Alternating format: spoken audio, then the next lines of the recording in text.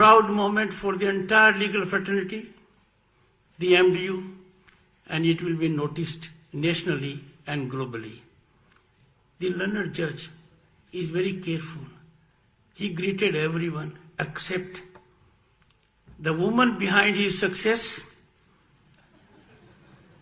Dr. Srimati Savita Kant Vasisht. Well, I shouldn't make a mistake.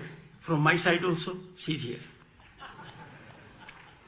Honorable Minister of Higher Education, Government of Haryana, Shri Mulchand Sharma ji, Additional Chief Secretary, Higher Education, Government of Haryana, Shri Anand Mohan Sharan ji, and absolutely committed to his vision with mission and passion, your Vice Chancellor, Professor Rajbir Singh.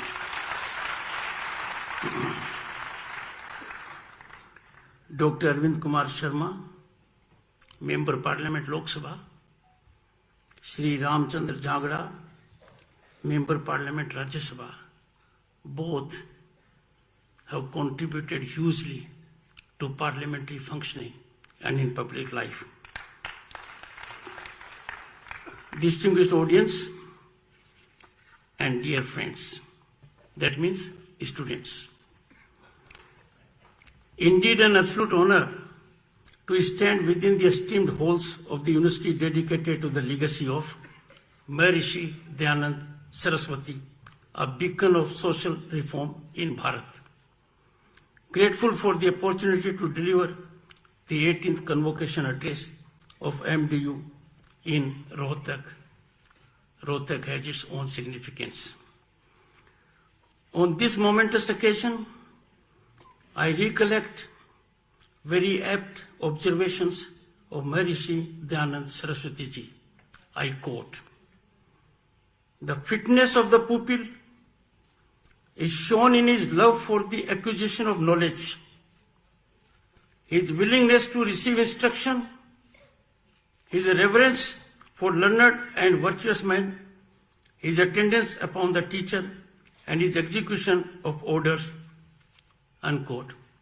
Always bear in mind these pearls of wisdom. Sri Suryakant, Dr. Mr. Justice Suryakant exemplifies all these virtues of the highest order. Friends, Swami Dayanand Saraswati life and thoughts, they indicate to us simplicity, virtuosity that is motivational and inspirational. The very name will catalyze good things in our thought process. Throughout his lifetime, Swamiji ardently battled prevalent social injustices, dedicating himself wholeheartedly to catalyzing social reforms and disseminating the teachings of the Vedas to the masses. Bharat presently is largely a reflection of dreams of Swamiji. A stalwart advocate of truth and knowledge, his seminal work, Satyarth Prakash, everyone knows about it. Satyarth Prakash remains an invaluable wellspring of wisdom that continues to inspire us this day. This esteemed institution stands as one of the oldest and most prestigious centers of higher education in the state of Haryana. The day is not far when it will reach and match our ancient institution's glory, Nalanda. I acknowledge with pride presence of Supreme Court Justice Dr. Suryakant, born in Hisar, Justice Dr. Suryakant, Senior Justice of our Supreme Court, and his Bachelor of Laws from this university in 1984. He is your alumnus. He is just not another alumni of university. He is a beacon of inspiration, motivating countless young minds like yours to commit to public service. His judicial erudition, modesty and exemplary conduct is a lesson for us all.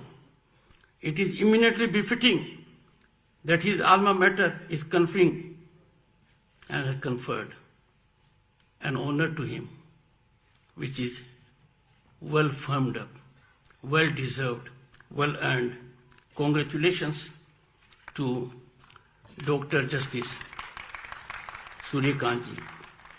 Friends, congratulations to all students getting degrees today.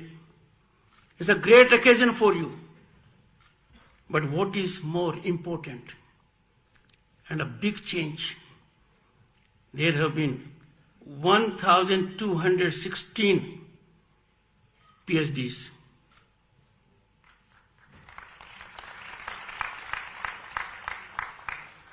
The boys, hold your breath. The next statistics is going to be a great challenge to you. Of these, 740 are females, 476 males. This in the land of Haryana at Rohtak. It indicates changing profile of our country. Friends, graduation marks the end of one era and beginning of a new one. This bittersweet moment is filled with all kinds of emotions for graduates and their loved ones, ranging from saying goodbyes to happy tears to excitement and for what lies ahead. Graduation from this institution is much beyond personal accomplishments. It is blissful, unforgettable moment of immense pride for your families, your teachers, and your alma mater. All your life you will cherish memories of those who walked with you every step of the way, shared the joys and struggles of your education. I urge all of you, and this is very significant, to nurture the relationships you have built. Keep this friendship lifelong. You will find as you climb the ladder of age, it is most impactful nectar of life. A convocation, a milestone in life journey, is not end of your pursuit of knowledge and learning. The learning shall and must continue throughout the life.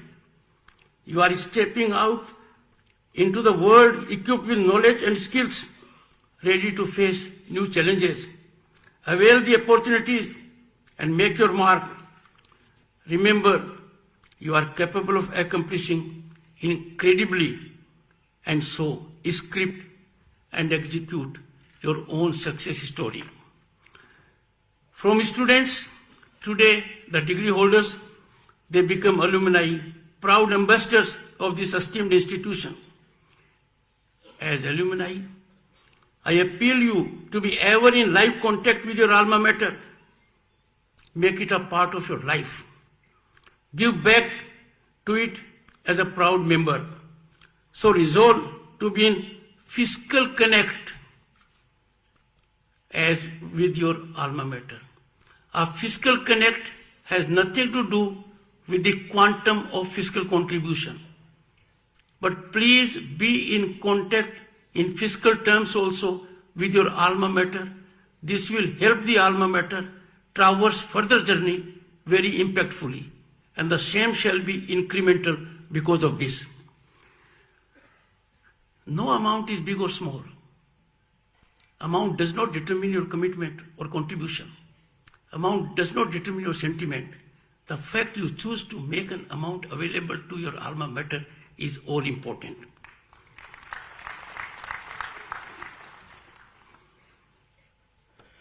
Friends, you are truly fortunate to find yourself within the nurturing ecosystem of Amrit Kal. Amrit Kal is our Gaurav Kal. You have an ecosystem, and what we get in this ecosystem, where the doors to unleashing your boundless energy and fully realizing your talents and potential are wide open. India is on the rise as never before. And this journey, the progress journey, I can assure you, friends, is unstoppable. Look at the thriving and blossoming affirmative environment around you. Look around. Look at even the events of last few months, and you will know where our Bharat is in the Committee of Nations. Said wisely by someone, I quote, "Remember, nothing is impossible. The word itself says, I am possible." That is when you look at impossible. And for youth in this country, the kind of enormous vistas you have available to you, the opportunities you have available to you, nothing is impossible. You only have to script your own success story. This enabling governance awaits you where honesty, mark my words, go back a decade or 15 years back. Look at what the situation is now. Now the situation is honesty, accountability, transparency, and integrity are non-negotiable elements. These are inalienable facets of governance, and this is a new norm. Another equalizing hallmark, friends, of this ecosystem is uniform respect of law and its enforcement. Now, no one is above law. Those who thought law cannot teach us are stunned. They are within the reach of law. High and mighty, all are accountable to law. And that is democratic essence. It can't be democracy if some people are above law. Some people think we are inscrutable by agencies. Some people think we are beyond the reach of law. That scenario has totally collapsed. The law is supreme. Everyone has to yield to it. Another significant facet of governance that has emerged recently is zero accommodation for corruption. Equality and accountability before law is now ground reality. We don't have to converse for it. People know about it. Governance corridors, and remember, a decade or 15 years back, they were infested with power brokers, lies and agents. Nothing could be transacted without corruption. But scenario now is governance corridors have been sanitized of power brokers who leveraged decision making by corrupt extra legal means. All you need is an idea and courage and perseverance to execute the idea. I'm addressing my young friends. All you need is an idea. Always remember, a parachute works only when it is open.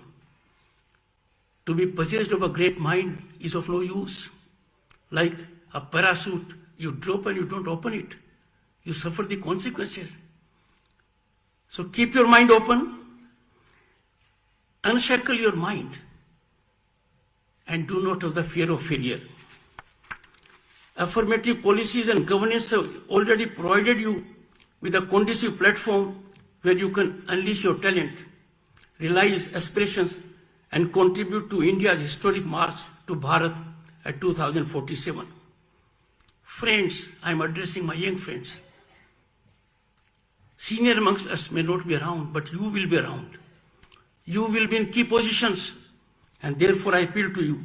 You are the torch bearers who will lead us into a future that is defined by innovation and enterprise. Justice Suryakant, Dr. Suryakant, very recently, November reflected, I quote, and his message is very clear. His message is not preaching. His message is out of practice, out of executing it. I quote him. Work hard and leave the rest to fate. It is not necessary for a special background to be successful in this profession, unquote. He has defined the new norm. Imagine, with that background, the rise was Caesarean. Lot of difficulties were there, but became the youngest advocate general of this state. Is a senior judge of the Supreme Court. Is part of judicial administration. And many more things are yet to come. Humble background. I share one thing in common with him. I too come from a very humble background. Our rise is on account of the ecosystem change.